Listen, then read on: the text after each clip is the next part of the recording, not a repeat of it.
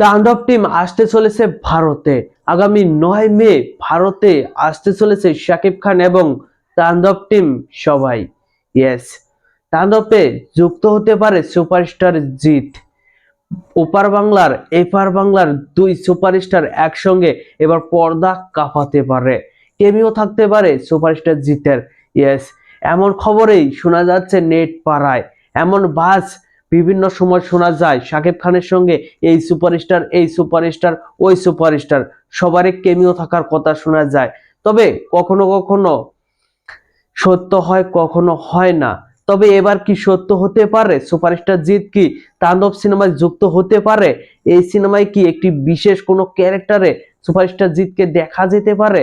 বিভিন্ন সূত্র বলছে আগামী 9 মের পরেই নাকি সুপারস্টার জিৎ তাণ্ডব সিনেমার শুটিং এ যুক্ত হবে।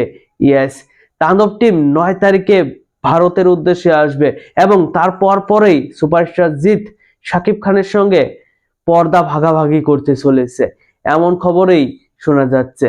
তবে এই খবরটা কতটুকু সত্য এখনো আমি নিশ্চিত নই, যেহেতু এটা রিউমার। শাকিব খানের সিনেমায়, প্রতিটা সিনেমায় এক একটা রিউমার থাকেই। যেমন তুফানের সময় অনেক রিউমার হয়েছিল, বরবাদের সময়ও অনেক রিউমার হয়েছে, প্রিয়তমার সময়ও হয়েছিল।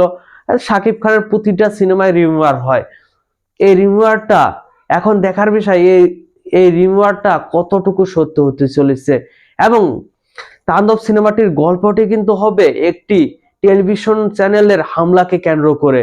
এই সিনেমায় একজন সাংবাদিকের ভূমিকায় দেখা যাবে জয়া আহসানকে।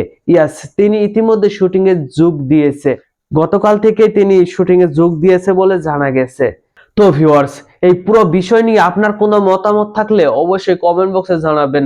আর ভিডিওটি ভালো লাগলে একটি লাইক দিয়ে বন্ধুদের মাঝে বেশি বেশি করে শেয়ার করুন। আর আমার চ্যানেলে নতুন হলে অবশ্যই সাবস্ক্রাইব করবেন। ধন্যবাদ।